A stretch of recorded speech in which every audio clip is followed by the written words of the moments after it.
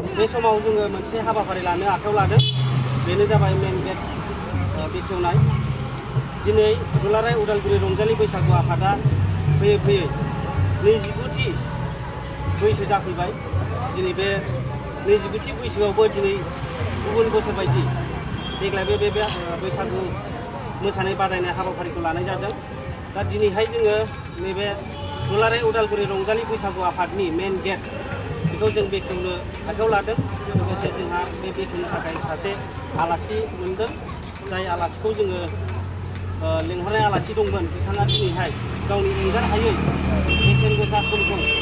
गारनो हायैयाव सफैनो हायाखै बेनिखायनो जों सासे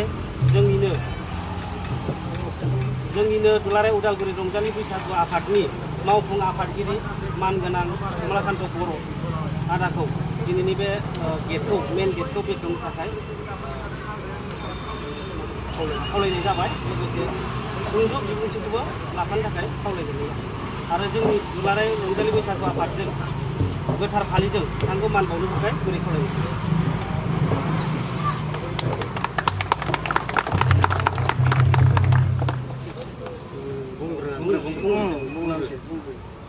मानाव गेदेर दुलाराय उदालगुरि रंजालि बैसागु आफादनि आफादगिरि लोगोसे जों मोननो हादों बारग' आफादगिरि आजिरा मोननाय खौरां हाइ स्कुलनि फोरोंगिरि लोगोसे जोंनि हारिमु दालाय आफादनि नेहाथारि आरो बेयाव नुजाफैनो हानाय जोंनि दुलाराय उदालगुरि रंजालि बैसागु आफादनि बेन्दोङाव थानाय दाब दाब गामिनिफ्राय सफैनो हानाय बादायारि बैसागु बोदोर रायजो राजा नोंथांमोन बे समाव आङो गोसो गोथारै गुबुननि थिखानानै दोननाय खामानिखौ आङो मावनो आखायाव लादों बे खामानियानो जाहैबाय गाहाय गेटखौ बेखेवनाय आलासि बिथाङा जोंजों थिखाना दोननाया सब्रदल ब्रह्म सारमोन बिथाङा गावनि एंगार हायै खामानिनि थाखाय फैनो हायाखिसै दिनै बे लांगोनाखौ बेखेवनायजों लोगोसे आं बेखौनो नोंथांमोनखौ खावलायनो लुबैदों जाहाथे जानो गोनां दिनै सानसेनिल' बे गासैबो हाबाफारिया मोजाङै मोजां जालाङो रावबो जेन दावराव दावसिनि लाइनथिं बाथ्रा बुङा नांलाय खमलायखौ रावबो जेन लाबोआ गोसो गोथारै रंजा बाजा जोङो दिनैनि बे गोथार सानखौ गोथार बैसागु रंजानाय फालिनायखौ जों जाफुंलांनो हाथों बेखौ खावलायनानै आं बे लांगोना गेटखौ बेखेवना होनाय जादों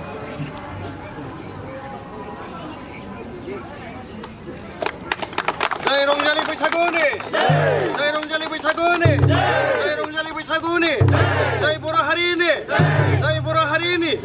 जय बर' हारिनि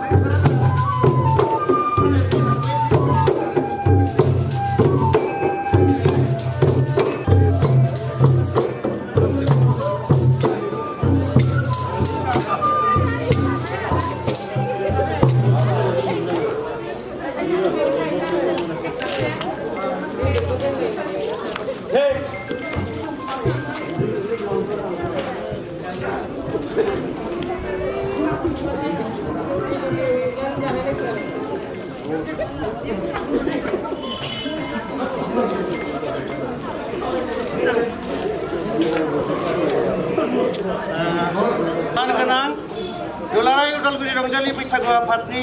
दिदोम आफादगिरि आदा फतेन्द्र बसुमतारी लोगोसे दिनैनि जोंजों हांख्रायनाय लेखा नुजाफैनो हानाय बेखेवगिरि आलासि नोंथां आरो फैबाय थानाय उननि हाबाफारियाव बैसागि सिख्ला बादायनाय आरो गेवलां मोसानाय बादायनायनि बादायथिलि बेखेवगिरि सार नोंथां आरो जोंनि बैसागु बोथोर मावथि हान्जाफोर लोगोआवनो रंजानो आरो बादायनो होननानै नुजाफैनो हानाय बादायारि बैसागु बोथोर रायजो राजा नोंथांमोन बे समाव जोङो दिनैनि नैथि हाबाफारिखौ मावनो आखायाव लाबाय बिथाङा गावनि गोथार आखाइजों धुप लगायनानै होबाय दा बिथां आलासिखौ जोङो सिनायथि होग्रोनो नागिरदों बिथाङानो जाहैबाय जोंनि उदालगुरि कलेजनि गोरायुं मानगोनां डाक्टार लुक दैमारि सार बिथांखौ सिनायथि लानो खावलायबाय बे समाव सुंद' बिबुंथिनि गेजेरजों बिथांखौ दिनैनि बे जोंनि हारिमु दिन्थिफुंनाय बान्था राननाय आरो बैसागु रंजानाय जौसां बे जौसांखौ बेखेवना होनो गुरै खावलायनाय जाबाय दुलाराय उदालगुरि बैसागु खुंग्रा आफादनि आफादगिरि बिथां फतेन्द्र बसुमतारी आरो नुजाफैनो हानाय आलासि एबा बे जोंनिनो जायगानि मावथि बिथां कसारी आदा नीलकान्त कमलाकान्त बर' नोंथां आरो गुबुन गुबुन बिबानाव थानाय आफादगिरि नोंथांमोन आरो बे दिनैनि बे हाबाफारियाव लोब्बा लाखिनो फैनाय बाबुनानि रायजो राजा आइ आफा नोंथांमोन आं दिनै जोबोद गोजोननाय मोनदों मानो होनबा दिनैनि जिबायदि हाबाफारिजों लोब्बा लानानै आंनो जिबायदि फिसा दायित्व बे दायित्वखौ मावफुंनो थाखाय आं गोसो गुदुङैनो आवगायनो थांगासिनो मानो होनबा बे जिबायदि जायगा बे जायगा जोंनि थाखाय मोनसे गेदेर सरकारनिफ्राय मोननाय आरो बे जदिव जों बे अडिट'रियाम बा सायनासालिजों लोगोसेनो जौसांखौ दाबोनो जों बेखेवनाय जायाखै गभर्नमेन्टनि माबानिफ्राय अब्लाबो बे हाबाफारिखौ लोब्बा लानानै जोङो बे जायगाखौ बाहायनो थाखाय जों खाबु होनाय जादों नोंथांमोननो आरो बेखौ बेखेवनो थाखाय नोंथांमोना जे आंनो बे खाबु होदों आं जोबोद गोजोननाय मोन्दों आरो साबायखर जासिहरो नोंथांमोन गासैखौबो जों मिथिगौ बे हाबाफारिया जोंनि हारिनि मोनसे परिचय एबा सिनायथिनि मोनसे आगान आरो जेब्लाबो जोङो जिबायदि हाबाफारि नोंथांमोना आखायाव लादों बे हाबाफारियाव जों जेब्लाबो जोंनि तरफनिफ्रायबो अनुष्ठाननि तरफनिफ्रायबो जों जेब्लाबो उनफारना बे खाबुखौ होनो थाखाय आरो बेजों लोगोसेनो आङो दिनै जि बेहाय नोंथांमोना गासैबो ज' जानानै नुजाफैनो हादों खस्थ' खालामना नुजाफैदों नाथाय बे खस्थ' खालामना जिबायदि हाबाफारिखौ नायनो लुबैदों नोंथांमोना बा बेहाय बाहागो लानो लुबैदों नोंथांमोना बे जाहाथे जेन मोजांहाय गोथार महर लानानै जेन जोबना थाङो लोगोसे जिबायदि अनज्लायनाय सासेखौ सासे मदद होनाय बेजोंसो जों बेफोरखौ जाफुंहोनो आरो बे आंनि गुरै खावलायनाय मोनसे बेजों लोगोसेनो दिनैनि जिबायदि मावनो गोनां हाबा मावनो थाखाय आवगायगासिनो बिथांमोना जाहाथे जेन बेवहाय माबाफोर गोरोन्थि जालाङोब्ला आंखौ निमाहा होगोन आरो आं सानो जोंनि हारिनि सासे आंगो हिसाबै गासैबो जों सोरहाबाफोर बेबायदिनो बेहायनि बेबायदिनो माबाफोर जुदि जालाङोबा निमाहा होलायगोन होननानै आं बे आसाजोंनो दिनैनि जिबायदि हाबाफारिखौ मावनो थाखाय आवगायगासिनो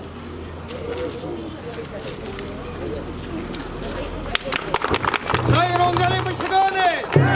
जय रंजालि बैसागोनि जय रंजालि बैसागोनि जय बर' हारिनि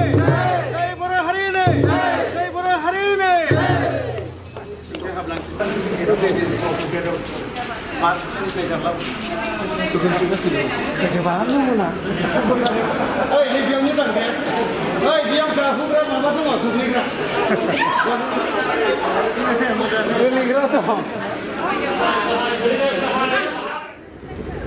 मानगोनां दुलाराय उदालगुरि रंजालि बैसागु आफादनि दिदोम आफादगिरि लोगोसे बायदि बायदि बिबानाव थानाय जोंनि आफादनिनो मावसोम हान्जा नोंथांमोन खावलायनानै लाबोजानाय बादायारि नोजोर बोआरि नायनानै मोजां मोनग्रा रायजो राजा नोंथांमोन बे समाव जोङो जोंनि थामथि हाबाफारि जों बेखौ मावनो आखायाव लाबाय बेनो जाहैबाय गेवलां बैसागु मोसानाय आरो बैसागि सिख्ला मोसानाय बे मोननै मोसानायनि बादायथिलि फोथारखौ बेखेवनाय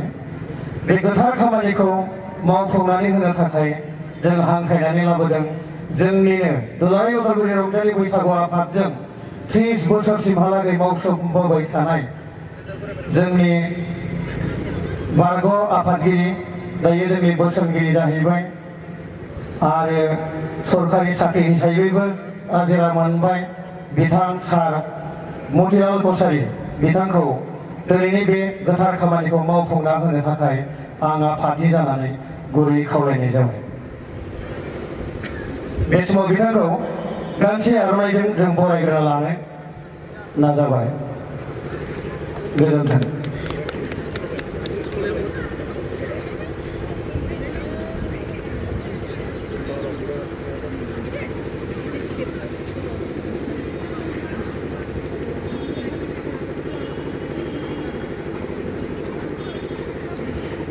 सान्दुं गोसा जादों होननानै दासा फैदो बारा गरम नङाथ' जिं जिं थाफैब्ला समायनाय नुगोन बयबो रायजोखौ खावलायबाय सोरगिदिं बेंखन खानानै जिरायनो खावलायहरदों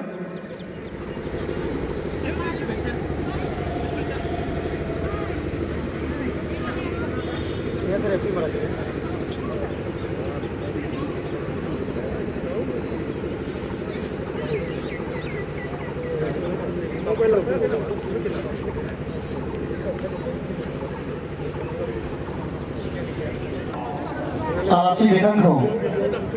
फंनैसो बिबुंथि लाखिनो आं खावलायबाय बिनि सिगां जोंजों हांख्रायनानै लाबोजानाय देंखोगिरि दामजु दामगिरि बिथांमोनखौ साखाफारा जाखानो खावलायबाय आरो मुं थिसननो हानाय साफ्रोमबो बैसागि सिख्ला बादायारि बिथांमोनखौबो साखाफारा जानानै थानो खावलायबाय जों लोगोनो माने बादायारिखौ दैदेनगोन बुंहरखानाय थाबाय बे समाव आलासिनो आं माइक्र'फनखौ हगारनानै होबाय दुलाराय उदालगुरि रंजालि बैसागु बे 200थि बोसोरनि खुंथाइ फोरबोनि मानगोनां आफादगिरि मावफुं आफादगिरि लोगोसे दसे आगोलावसो जोंनि गेजेराव जिल्ला नाङैनो आंखाल खाफाल गोनां होनजागोन जोङो उदालगुरि फरायसालिमानि जे अडिट'रियाम बेखौ बेखेवनाय बे कलेजनिनो गोरायुं मानिनां डक्टर रुप दैमारि सार लोगोसे उदालगुरि बे दुलाराय रंजालि बैसागु फोरबोआ गुबुन गुबुन बिबानाव थानाय लेङा आफादगिरि नोंथांमोन बोसोनगिरि नोंथांमोन गाहाय नेहाथारिजों लोगोसे गुबुन गुबुन बिबानखौ रुजुनलांनाय मावथि हान्जा नोंथांमोन लोगोसे जोंनि गेजेराव दसे उनावसो जानो लागा जि बैसागि सिख्ला मोसानाय बे आयदानि जारा फाग्ला रिंगु दामसा हान्जा नोंथांमोन आरो देग्लाय बोसोरनि बे 29 बोसोरनि बे रंजासालिखौ समायहोफैनो गुबुन गुबुन गामिनिफ्राय नुजाथिफैनो हानाय 1 नं सोमदोगुरि गामि लाइमोन आफाद जराफुगुरि निजोरा लाइमोन आफाद बैग्रिगुरि बिथराइ हारिमु आफाद दामदुफुर आलायारन हारिमु आफाद महनपुर फुंबिलि लाइमोन हारिमु आफाद आरो 1 नं गोजोनपुरि हारिमु आफाद गिबियावनो आङो सासे गोजाम मावथि जानानै बोसोनगिरि जानानै रंजालि बैसागु बे फोरबोनि अबंलावरिनि खाथियाव बे आफादनि जोरथाय आरो नोंथां साफ्रोमबोनि जिउ गोलाव जाथों फैगोन बोसोरा बे बोहैबाय थानाय बोसोरा जाहाथे नोंथांमोना साफ्रोमनिबो सुखु गोजोन शान्ति थायो अबं गसाइनि खाथियाव आङो आरज गाबबाय लोगोसे नोंथांमोनखौ आं सासे गोदान मावथि हिसाबै गेदेर गोलावफोरखौ आङो मान खालामबाय सिबिबाय उन्दैफोरखौ आंनि अननाय जासिबाय आङो दिनै फंनैसो बाथ्रा बुंनो सानदों रायजो नोंथांमोन बैसागुनि सोमोन्दै गुवारै बुंनायनि गोनांथि गैया जों गोदो गोदायनो बुंबोदों जोंनि खुगा लाइसियाव जों बाथ्राफोरखौ जोङो जोंनि साननाय हनायखौ जों फोरमायदों आं नैबेखौसो बुंनो लुबैदों जे बैसागुखौ नोंथांमोना बयनिबो आखायाव मबाइल दङ बे मबाइलाव बे बोथोरखौ बरायनो बारदै सिख्ला फैनायनि जाहोनाव संसारनि जिब जिबि दाउमा दाउसा एम्फौ एनला आरो बे मानसि हारिया गोदान महर मोनो मिथिंगाया गोदान महर मोनो सोरगिदिं समायना जाफैयो थ' बेखौ नुनानै मनुष्य हारियाबो थानो हाया जायो गोदानखौ बिदाय होनानै गोदान बोसोरखौ बोरै बरायगोन मावै दाङै जाग्रा जोंनि हारिया बे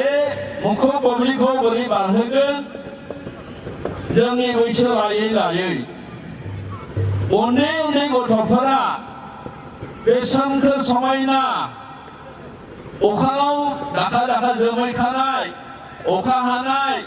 बार फैनाय दंफां लाइफांनि मिनिनाय दाउ खौवौनि मिलौदो देंखो गथ'फोरा गावसिनि बैसोजों गोरोबनानै मिथिंगाखौ मेथाइ खनो सेंग्रा सिख्लाफोरनि खोथाखौ दाबुं जोंनि बे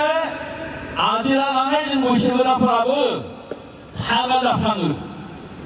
ओरैबायदि मेथाइ बे मेथाइफोरखौ खोनायोब्ला जोंनि गोसो गोरबोआबो आवलिखाङो आरोबाव रंजानो बोदोर जाबावो रायजो नोंथांमोन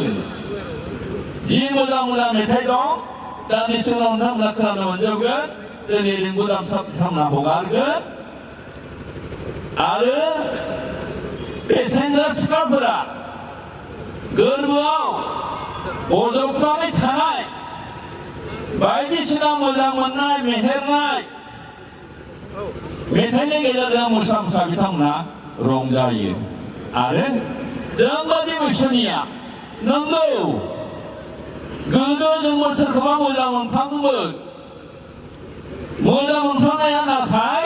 जलाया जायाखिसै जोंहा बोरैबा बोरैबा खाफाला जोंनिया दानस्लिंबाय नाथाय गोरबोआवथ' दावदाब थाबायना नै बेखौ गोसोखां गोसोखां गोसोखां जोंबो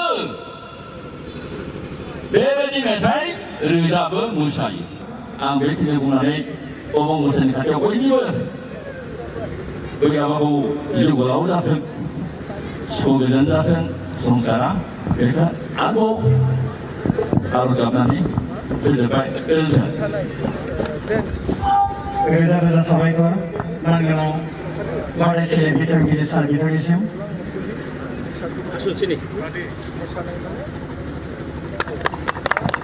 जय रंजालि बैसागुनि जय रंजालि बैसागुनि जय बर' हारिनि जय बर' हारिनि बे समाव गुबै खामानिजों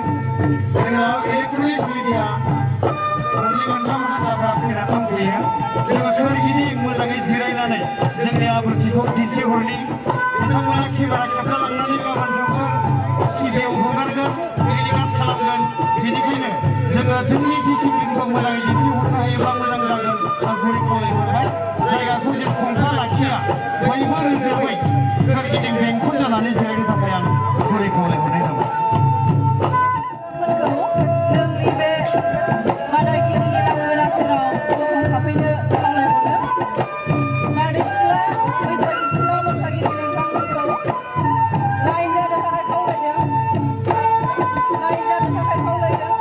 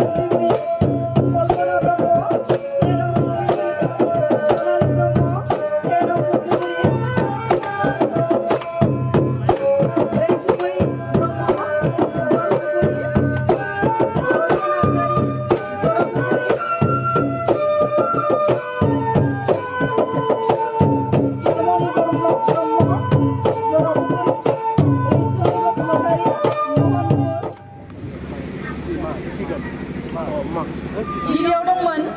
निकुलिता बर' बरिगावनि 2 नं बरिगावनिफ्राय बिथांनि बिखुं नाम्बारा 5 मोन नंगौना नङा नाम्बार 6 अर्चना बर' बिखुं नाम्बार 19 मनिका ब्रह्म बिखुं नाम्बार 22 कल्पना ब्रह्म बिखुं नाम्बार 15 सनालि ब्रह्म सुमलिगुरि बियो बिखुं नाम्बार 13 हाबदो जया रानी बाग्लारी नेहा बसुमतारी पूजा बसुमतारी बिबारी बसुमतारी सोरजिला नार्जारी बारदै बसुमतारी दैजी कुइन मोसाहारी बिजिता ब्रह्म सनालि ब्रह्म दैमु बर' अर्चना बर' मनिका ब्रह्म कल्पना ब्रह्म सनालि ब्रह्म सुमै बसुमतारी रंगिना बसुमतारी अनिता ब्रह्म सान्दिया बसुमतारी सानसुलि ब्रह्म आरो रैरुप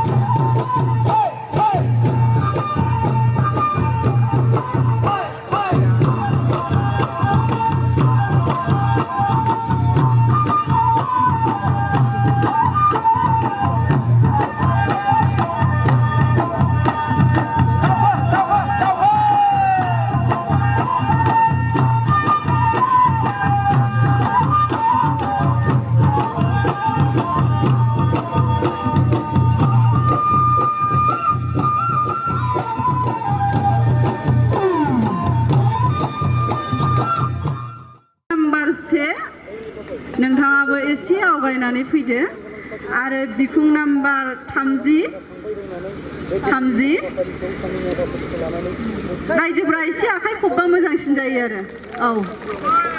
खस्थ' खालामनायथ' 30 मिनिट गाहाम मोसानाय खस्थ' जायो आखाइ खबनाय मोनबाबो जायो जेबो नङा ओमफ्राय बिखुं नाम्बार 50 सोरमोन औ फैदो आरो फैगोन बिखुं नाम्बार 36 सोर सासेनामोन बिखुं नाम्बार 36 वेलकाम ओमफ्राय बिखुं नाम्बार 5 आखाइ खबदो रायजोफोर बेनि उनाव 37 बिखुं नाम्बार 37 बिथांनि थाखायबो आखाइ खबनो हायो आरो फैगोन बिखुं नाम्बार 7 बिथांनि थाखायबो आखाइ खबनो थाखाय खावलायबाय आरो दायो फैगोन बिखुं नाम्बार 52 बिथांनि थाखायबो आखाइ खबना होदो अननानै जोंहा बारा गैला सानै दंबावो टप 11 आवहाय सानैया बिखुं नाम्बार 20 आरो सासेल'सै दुखु दा मोनसै नोंसोरो जोबनायाव माबायदि मोनदों सोरबा दा आंनिसो ना सोरनिसो सोरबा सानदों आंथ' गैखाला